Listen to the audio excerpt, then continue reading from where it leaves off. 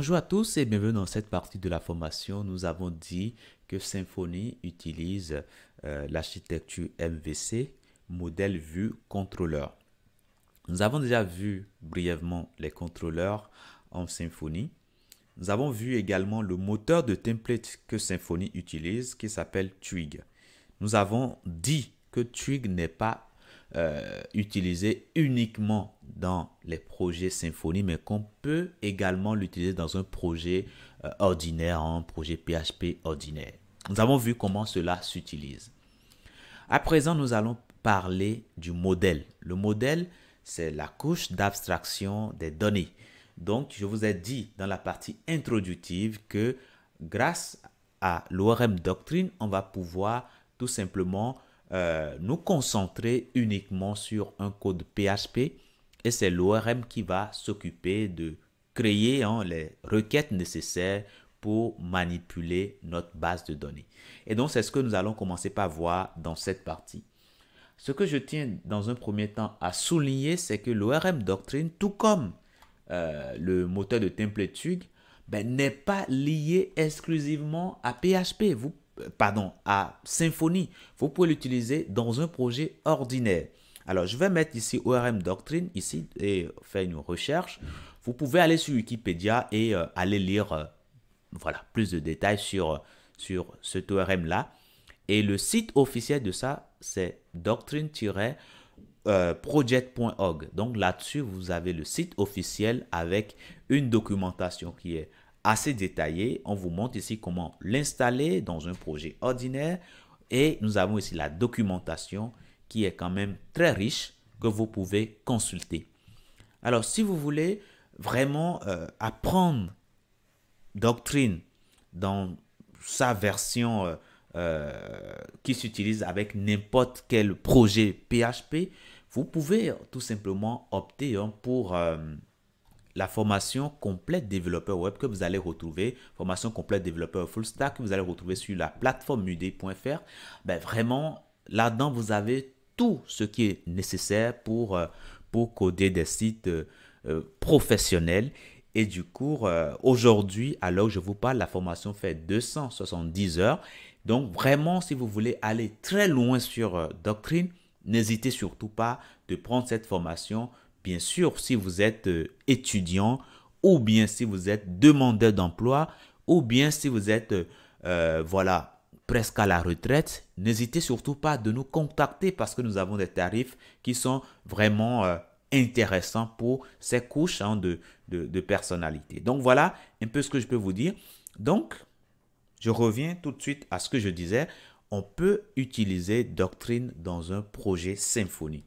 Et pour y arriver, on peut aller au niveau de la documentation de Symfony et nous pouvons tout simplement chercher, on peut chercher au niveau de la barre de recherche Doctrine.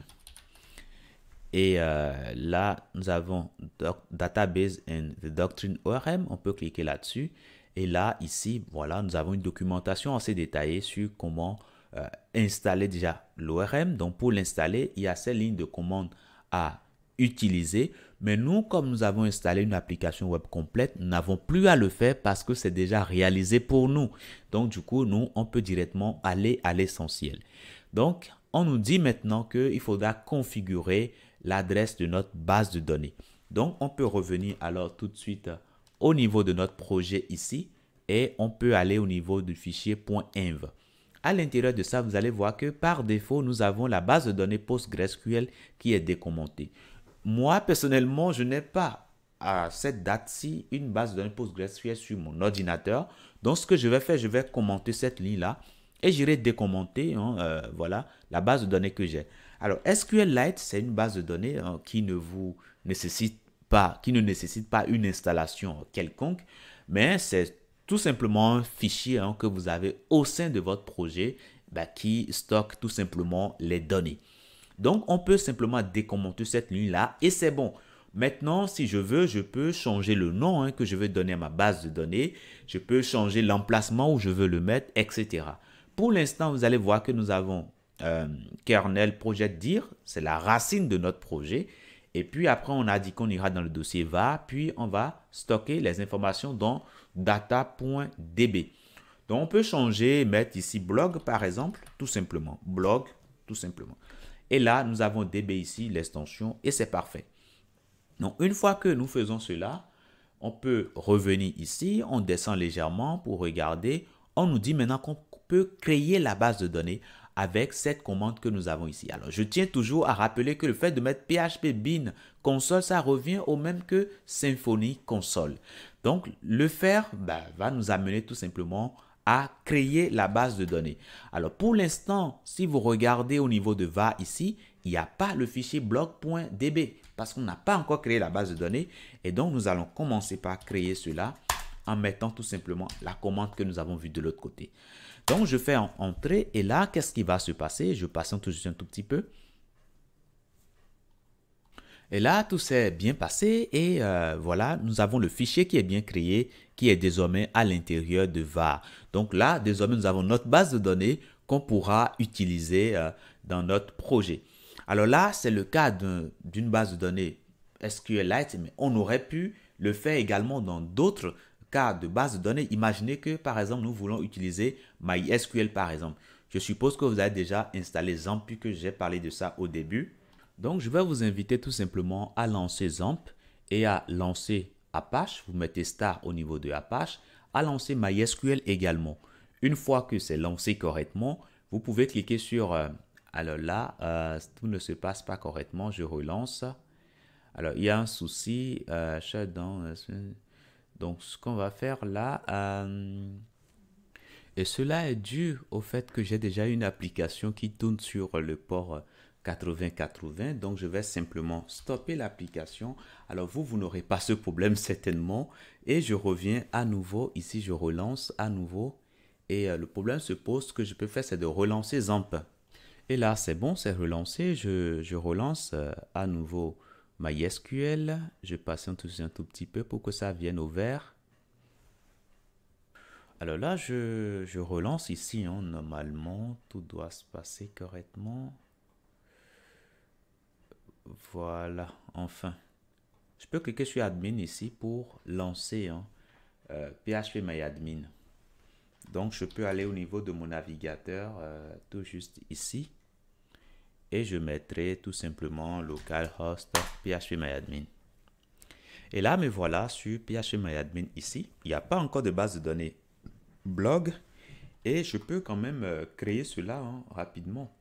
Donc, je reviens alors au niveau de mon code ici. Et je vais dire que désormais, je vais utiliser ici la base de données MySQL. Mais là, il faut que je mette les informations concernant ma base de données. Donc, je peux revenir ici au niveau de MySQL. J'irai au niveau de compte utilisateur. Et je vois qu'il y a déjà des comptes utilisateurs par défaut. Il y a un compte ici qui s'appelle root. Et ça ne prend pas de mot de passe. Ici, nous avons mot de passe. Ça ne prend pas de mot de passe. Ben, nous pouvons l'utiliser. Et puis, le nom de hôte, c'est localhost. Ben, nous allons l'utiliser. Donc, je reviens ici. Là où j'ai app, si je mettais root, c'est-à-dire le nom d'utilisateur, ici, je dois avoir le mot de passe. Et comme ça ne prend pas de mot de passe, ben, j'enlève tout simplement ce qui est là. Et c'est tout. Maintenant, ici, je vais indiquer le nom de la base de données. Donc, je mettrai ici blog, tout simplement. En faisant cela, je peux revenir ici et je tente ici de créer à nouveau la base de données. Et qu'est-ce qui va se passer? Ben, je vois que la base de données est créée correctement et je peux aller au niveau de MySQL ici. J'ai simplement à actualiser mon interface et quand j'actualise, je vois désormais ici blog. Voilà, la base de données blog qui est créée. Mais pour l'instant, il n'y a rien dedans parce que nous n'avons rien inséré là-dedans.